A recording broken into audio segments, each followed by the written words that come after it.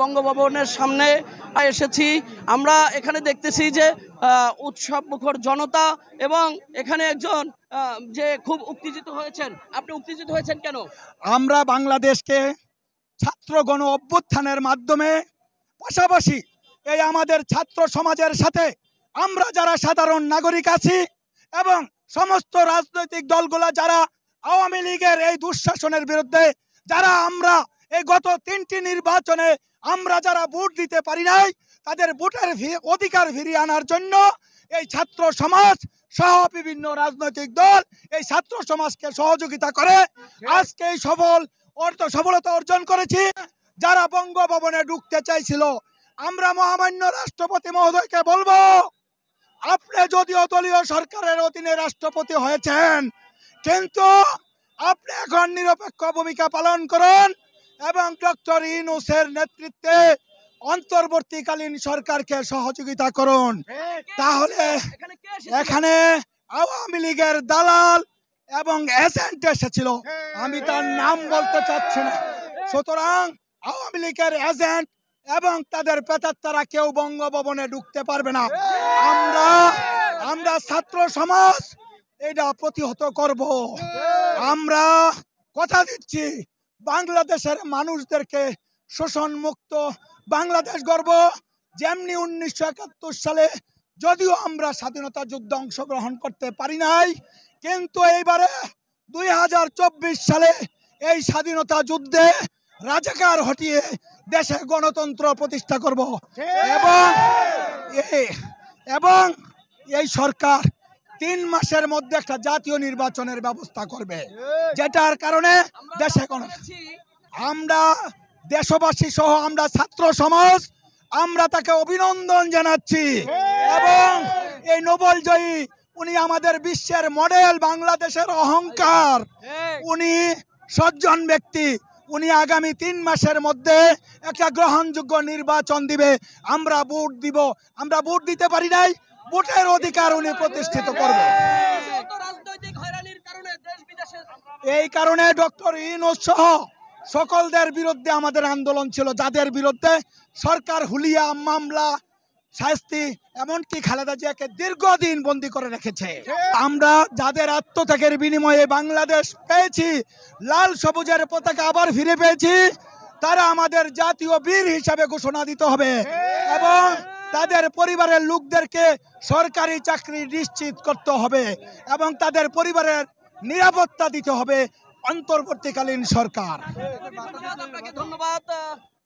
আপনারা দেখতে, প্রিয় দর্শক, আপনারা দেখতেই পাচ্ছেন যে এখানে উৎসব মুখর জনতা তারা উত্তেজিত হয়েছেন একটাই কারণ যে এখানে আওয়ামী লীগের ওরা বলতেছে যে আওয়ামী লীগের দালালরা আসছিল, এই দালালদেরকে এখানে প্রতারিত করেছে, এখান থেকে তাদেরকে গাড়ির থেকে নামতে দেয়নি, বঙ্গভবনে ঢুকতে দেয়নি। এই বঙ্গভবনে ঢোকার জন্য এই আওয়ামী লীগ বাহিনী এখানে এসেছিল, যে মাহিবী চৌধুরী উনি এখানে এসেছিল, মাহিবী চৌধুরী উনি এখানে ঢুকেছিল, এখানে ঢোকার জন্য চেষ্টা করেছিল কিন্তু ওনাকে প্রতিহত করে এনাকে মাহিবী চৌধুরী এখানে এসেছিল। এখান থেকে যে উৎসব মুখর জনতা তারা এখান থেকে তারে চিরবিদায় করেছে, তার গাড়ি ভেঙে এখান থেকে তাকে সরিয়ে দিয়েছে। আপনারা দেখতেই পাচ্ছেন যে অল্প কিছুক্ষণের মধ্যেই এখানে আমাদের যে প্রধান উপদেষ্টা, আমাদের তত্ত্বাবধায়ক সরকারের প্রধান উপদেষ্টা যে প্রফেসর ডক্টর ইউনূস সাহেব কিছুক্ষণের মধ্যেই এখানে হয়তো শপথ গ্রহণ করবেন। শপথ গ্রহণ শেষে এখানে তারা হয়তো সে ভাষণ দেবেন জাতির উদ্দেশ্যে। আপনারা সবাই শান্ত থাকবেন এবং আপনারা দেখতে থাকবেন ইমাম টিভিতে, আপনারা দেখতে থাকবেন যে আমাদের নিউজ চলছে। আপনারা সবসময় দেখবেন যে আজকে এই বৈষম্য বিরোধী ছাত্র আন্দোলন যারা এই 2024 সালের 5ই আগস্ট পুনরায় দ্বিতীয়বারের মতো দেশ স্বাধীন করেছে, যে ছাত্ররা নিহত হয়েছে তাদের বিচার চেয়েছে এবং প্রশাসন যেভাবে অন্যায় অত্যাচার করেছে আপনারা দেখতে পাচ্ছেন যে প্রায় সময় এইভাবে তারা তাদের এখন যেভাবে পুলিশ সদস্যরা বলতেছে, যারা নিম্ন শ্রেণীর পুলিশ তারা অছির নিচে তারা বলতেছে যে আমরা যাদের নির্দেশে এই গুলি বিনিময় করেছি, আমাদের সন্তানদেরকে মেরেছি, তাদের বিচার তারা চাচ্ছে এবং সাধারণ মানুষ তারাও এদের বিচার চাচ্ছে, এই বিচারের আওতায় এনে এবং প্রধানমন্ত্রী যে পালিয়ে গেছেন দেশ ছেড়ে তাকেও বিচারের আওতায় এনে এবং তাকেও শাস্তিযোগ্য শাস্তি দিবেন এবং সে যত অপরাধ করেছে এই অপরাধের শাস্তি যাতে পায়। এখানে দেখতেছি যে এই আন্দোলনকারীদের সাথে যে আজকে বঙ্গভবনে এসেছেন যে একজন অভিভাবক, আমি আপনার কাছে জানতে চাচ্ছি যে আপনার সন্তান, আপনার ছোট ভাই, আপনার পাড়া প্রতিবেশী একটা সন্তান মারা গিয়েছে, আজকে তাদের উদ্দেশ্যে আপনার ভাষ্যটা কি? উদ্দেশ্যে ভাষ্য হলো যে আমরা যারা বাবা মা আছি, অভিভাবক আছি, ভাই ব্রাদার, আমরা যারা অভিভাবক আছি তারা তাদের হৃদয় থেকে মানে একটা সন্তান হারানো গেলে তার মনে যে কতটা কষ্ট, সেই কষ্টের আজকের এই যে উৎসুক জনতা আপনারা দেখতে পাচ্ছেন। কারণ সেই কষ্ট থেকে মানুষ কষ্ট থেকে যে সরতে পারছে, মানে মুক্তি হতে পারছে, এই মুক্তি হতে পারার কারণে সকল মানুষ কিন্তু আজকে উৎসুক জনতা নতুন সরকারকে স্বাগত জানাচ্ছে। ইনশাল্লাহ আমরা চাই যে কোনো মায়ের বুক আর খালি না হোক এবং পরবর্তীতে আমাদের সন্তানরা যাতে সুন্দরভাবে মুক্তভাবে এই বাংলাদেশে বসবাস করতে পারে, পড়াশোনা করতে পারে, কোনো চিন্তা ভাবনা ছাড়াই যাতে চলাফেরা করতে পারে, আতঙ্ক ছাড়া চলতে পারে, এই জন্য আমরা সেই আশায় আছি যাতে করে এমন একজন সরকার গঠন হয়। আমরা চাই একজন ন্যায়পরায়ণ শাসক হোক, যিনি ওমর রাদিয়াল্লাহু তাআলা আনহুর মতো ন্যায়পরায়ণ শাসক আমাদের এই দেশে আসুক। তিনি একটা সুন্দর একটা পরিবেশ দিবেন আমাদেরকে, আমরা বাঁচবো, আমাদের সন্তানরা বাঁচবে, আমাদের পরবর্তী প্রজন্ম সকলেই বাঁচবে ইনশাআল্লাহ।